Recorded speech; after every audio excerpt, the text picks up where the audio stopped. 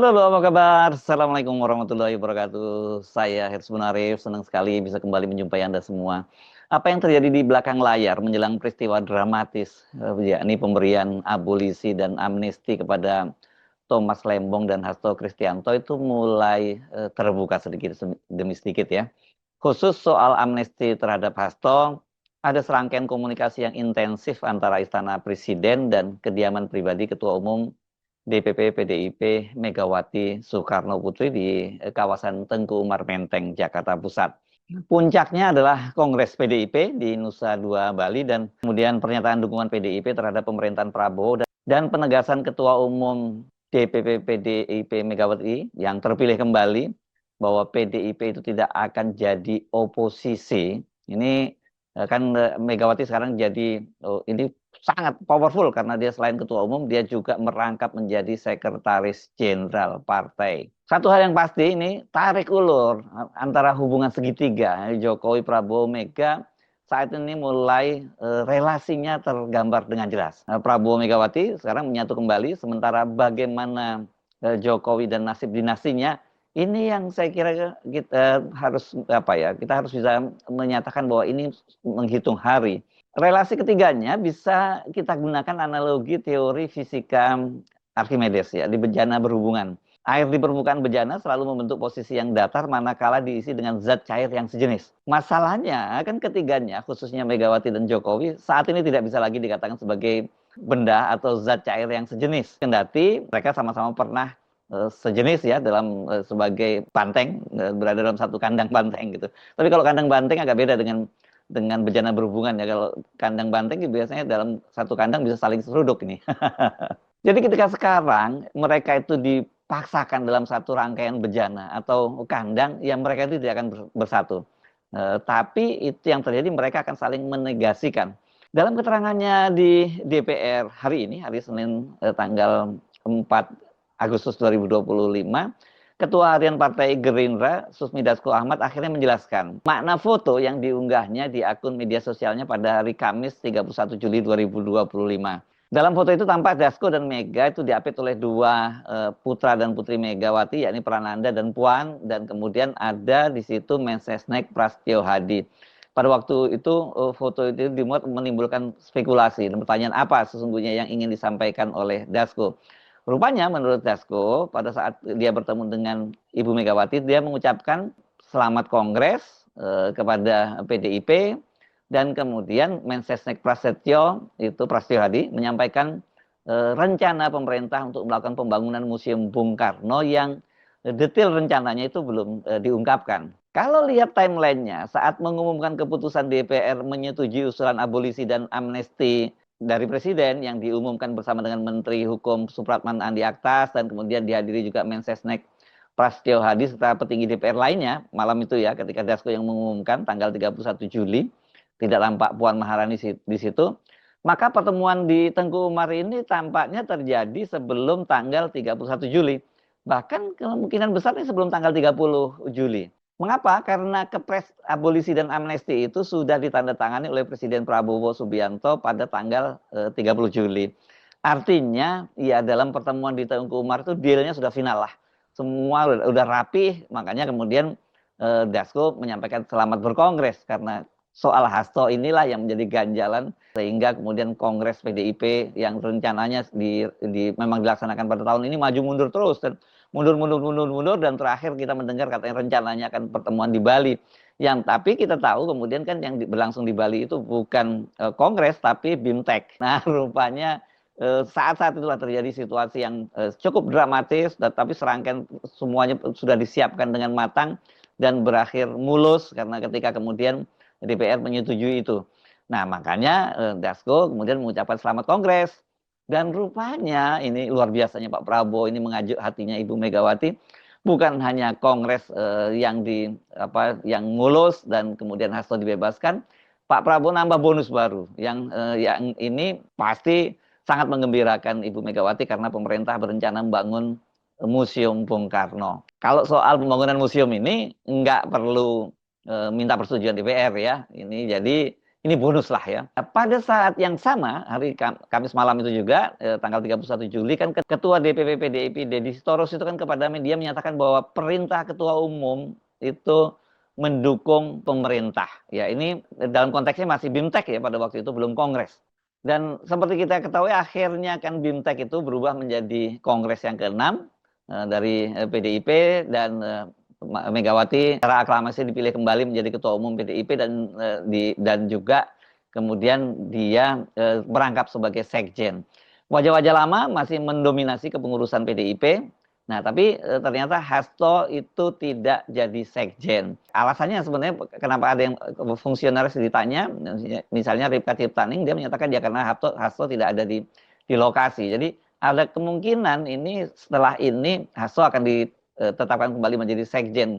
Hasto sendiri memang datang terlambat karena kemarin itu dia begitu selesai dibebaskan, dia diberi kesempatan untuk pulang lebih dulu berkumpul bersama keluarga, baru kemudian dia menyusul ke Bali. Dan pada saat Megawati itu menyampaikan pidatonya setelah pelantikan itu, kemudian Hasto datang dan disambut dengan tangisan oleh Megawati. Jadi kemungkinan besar ini kelihatannya Hasto yang akan kembali menjadi sekjen, tapi mungkin saja pelantikannya itu ya tidak dalam suasana formal dalam kongres seperti yang terjadi di Bali itu. Hasto ini adalah pangkal pasang surutnya, maju mundurnya hubungan dan pertemuan antara Prabowo dengan Megawati yang sudah dirancang berbulan-bulan sebelumnya. Selalu gagal dan baru puncaknya terjadi ketika Hari Raya Idul Fitri yang lalu.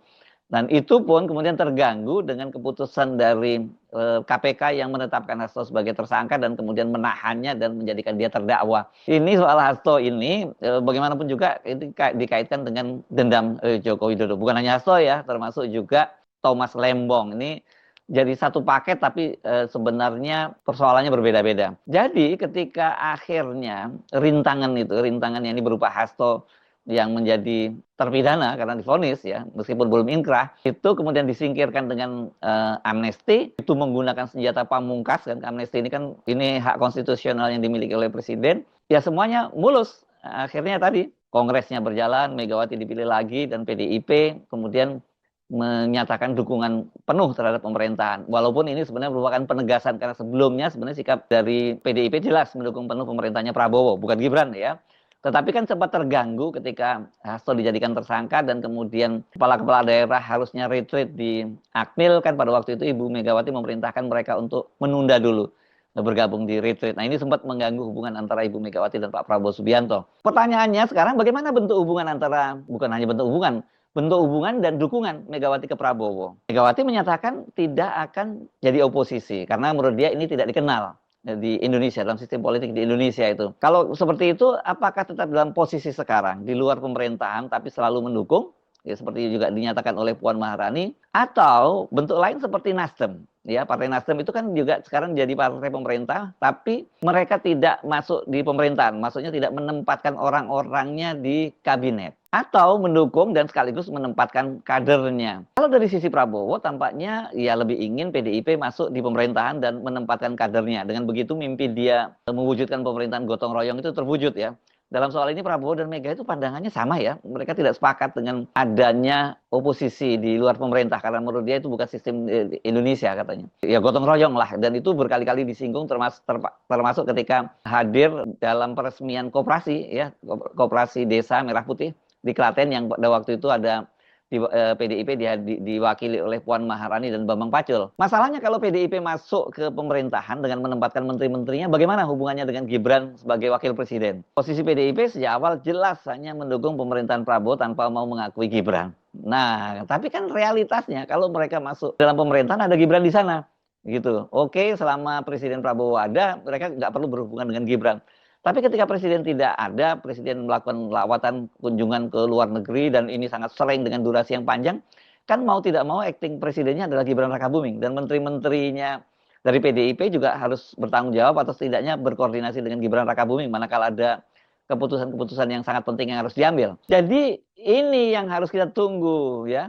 Nah, yang justru sangat menarik itu adalah bagaimana posisi dari Joko Widodo. Sulit untuk tidak menyatakan dalam relasi sekarang ini posisi Joko Widodo itu melemah ya. Bargainingnya melemah, berarti dia masih punya banyak loyalisnya di kabinet maupun lembaga-lembaga pemerintahan lainnya. Bila PDIP masuk kabinet, maka sesungguhnya hal itu akan memperkuat Prabowo dengan konsekuensi ya reshuffle orang-orangnya Jokowi, karena nggak ada tempat nih kalau tidak di reshuffle gitu. Dalam soal ini yang harus dihitung adalah nggak sesederhana itu kalau melakukan reshuffle. Ini soal representasi partai. Setidaknya yang ada dua partai ini, meskipun yang jadi persoalan hanya satu partai. Bagaimana dengan partai yang terafiliasi dengan Jokowi dan posisinya sangat kuat di pemerintahan? Maksud saya Golkar. Karena di situ ketua umumnya adalah Bahlil Lahadalia yang ini adalah proksi dari Joko Widodo. Menimbulkan komplikasi ya kalau kita kemudian dilakukan reshuffle besar-besaran, sementara kemudian Golkar ini masih di bawah kendali Bahlil. Ya cara yang paling mungkin ya Bahlil juga ikut digulingkan dari Golkar. Itu kalau mau mulus begitu. Yang berikutnya PSI. Ini PSI yang non parlemen, tapi kata Prabowo banyak sekali menterinya di kabinet. Kalau ini yang terjadi, kalau kemudian PSI yang direshuffle, dibersihkan dari parlemen, ya ini berarti Pak Prabowo benar-benar sudah berhadapan langsung dengan Pak Jokowi. Kalau Golkar pun saja disingkirkan, misalnya diganti Bahlil, itu pun juga sudah berhadapan. Tapi kalau PSI, ya ini kan partainya Jokowi langsung, yang dia rencananya akan menjadi ketua Dewan Pembina di situ. Ini yang masih terus harus kita amati dinamikanya ya. Ini masih terus berjalan. Tapi yang jelas bahwa Jokowi memang tidak sepowerful sebelumnya. Amnesti dan abolisi adalah pukulan telak bagi Jokowi sekaligus memperkuat Prabowo di kalangan partner koalisi dan juga civil society. Ini luar biasa loh Pak Prabowo dapat keuntungan dengan langkah itu. Abolisi hitam melembong, Prabowo dapat kredit poin penuh dari civil society dan bahkan oposisi. Ya, ini yang tadinya marah-marah karena Pak Prabowo sowan lagi ke Solo, sekarang berbalik mendukung lagi. Sementara dengan memberikan amnesti kepada Hasto, ya dia dapat dukungan politik penuh dari PDIP. Jangan lupa PDIP adalah partai terbesar pemilik kursi di parlemen yang itu harus betul-betul dihitung secara politik oleh Presiden Prabowo Subianto. Jadi ini kebijakan amnesti dan abolisi ini sekali lempar batu dua burung mati nih. Sebaliknya yang terjadi sekarang kalau Anda amati ya Jokowi jadi common enemy. Jokowi kelihatannya serba salah ya, mau memberikan komentar bagaimana, dia cuma memberikan komentar ya itu kewenangan dari presiden.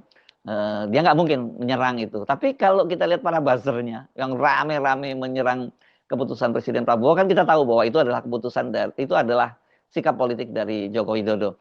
Tapi jangan terlalu terlalu euforia juga menganggap bahwa Jokowi itu sudah habis. Jokowi kita tahu dia ini ditopang kekuatan oligarki yang sekarang ini mencengkeram Indonesia. Karena kebijakan-kebijakan dia memang sangat menguntungkan oligarki. Sementara kalau presiden yang populis dan gagasan sosialis seperti Prabowo pasti tidak disukai oleh para oligarki itu. Dan kalau dari sisi pemimpinan Jokowi, apalagi nanti Gibran, itu pasti akan sangat disukai oleh oligarki karena ya mereka ini aturable ya, mudah diatur-atur. Beda dengan Prabowo yang dia tentu saja dia punya ideologi sendiri, dia punya pandangan-pandangan politik sendiri, dan lepas Anda setuju atau tidak setuju, Prabowo jauh lebih nasionalis dan kemudian berpihak kepada publik. Salah satunya adalah pernyataan dia bahwa APBN harus sepenuhnya digunakan untuk kepentingan rakyat. Bahwa kemudian ternyata malah untuk bancakan, kan sekarang sudah mulai dibersihkan ya dengan dipangkasnya tantiem dan insentif-insentif yang diberikan kepada para komisaris yang banyak diantaranya adalah itu para buzzer dan juga pendukung Joko Widodo. Soal oligarki ini jangan dianggap sederhana ya, jangan dianggap sepele ya, walaupun mereka ini sekarang ini belum punya kekuatan partai politik, tapi mereka itu sudah membeli partai-partai politik yang ada, dan mereka itu bukan kekuasaan, cengkeraman mereka itu bukan hanya di pusat tapi sampai di daerah ya. Kalau di daerah itu banyak sekali bupati, wali kota, dan gubernur itu yang jadi ternak oligarki. Banyak sekali di daerah seperti itu yang siapapun yang didukung oleh pemodal besar di situ, itu pasti dia jadi gubernur, bupati dan wali kota. Di Lampung misalnya, Sugar Group itu kekuasaannya luar biasa di sana. Banyak sekali bupati dan wali kota serta gubernur yang terafiliasi dengan dia juga gitu. Di daerah-daerah lain pola yang sama juga terjadi. Nah, di pusat mulai menteri, pejabat tinggi, politisi, dan DPR itu bagian ternak oligarki. Tapi kalau lihat Pak Prabowo kan sudah mulai dibersihkan tuh. Salah satunya misalnya mafia migas, Riza Khalid yang selama ini dia menjadi kasir dari penguasa sepanjang masa disingkirkan oleh Presiden Prabowo. Tarik-menarik ini akan terus mewarnai sepanjang anasir Jokowi itu tidak segera dibersihkan dari pemerintahan. Masalahnya kan ini sekarang Gibran yang menjadi wakil presiden. Kalau menteri gampang di reshuffle. Sementara Gibran ini kan seperti kata Pak Jokowi satu paket dengan Prabowo Subianto. Dan Pak Prabowo secara kepribadiannya nggak mungkin dia meninggalkan Jokowi dengan melepas Gibran begitu saja. Itu bukan wataknya Pak Prabowo ya. Tapi dengan dipastikannya melemahnya Jokowi, tekanan terhadap Gibran juga akan semakin menguat gitu ya. Civil society pasti akan mengencarkan kembali tekanan agar dilakukan pemakzulan. Sementara di DPR saya kira pasti sekarang sudah mulai terjadi juga lobby-lobby dan konsolidasi. Prabowo saya kira cukup hanya bermain seperti sekarang gitu dan ditambah di belakang layar itu memberikan dorongan, tapi tangannya tetap bersih gitu. Nggak perlu lagi lah Pak Prabowo teriak hidup Jokowi apalagi soan ke Solo gitu ya.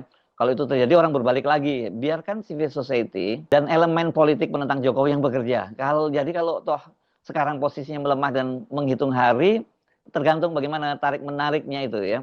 Bisa cepat dan bisa lambat, itu tergantung bagaimana pola hubungan ketiganya itu antara Pak Prabowo, Megawati dan Joko Widodo. Sementara Ibu Megawati kan posisinya kita jelas paham seperti apa. Kalau Pak Prabowo jelas dia mengintertain keduanya, mengintertain Ibu Megawati dan mengintertain Jokowi, tapi saya kira lebih kalau dari sisi kalkulasi politik akan lebih menguntungkan kalau lebih mengintertain Ibu Megawati ketimbang Pak Jokowi. Kalau mengeluarkan Jokowi dan dinastinya dari bejana yang berhubungan tadi itu ya, kalau kita kembali ke teori kimia tadi, ya ini harusnya banyak benda-benda dengan jenis yang berbeda atau zat cair yang berbeda yang dimasukkan ke dalam bejana. Jangan benda sejenis Joko Widodo, para buzzer, para lembaga survei dan sebagainya yang masuk ke pemerintahan dan masuk juga di komisaris gitu. Dengan cara begitu permukaan bejana tidak lagi datar, tapi akan bergejolak sebentar, kemudian mendesak keluar zat-zat cair anasir-anasir sejenis Jokowi dan menggantikan dengan zat-zat cair baru yang bisa lebih homogen dalam pemerintahannya Prabowo Subianto. Saya Harus Arif, sampai jumpa lagi. Wassalamualaikum warahmatullahi wabarakatuh.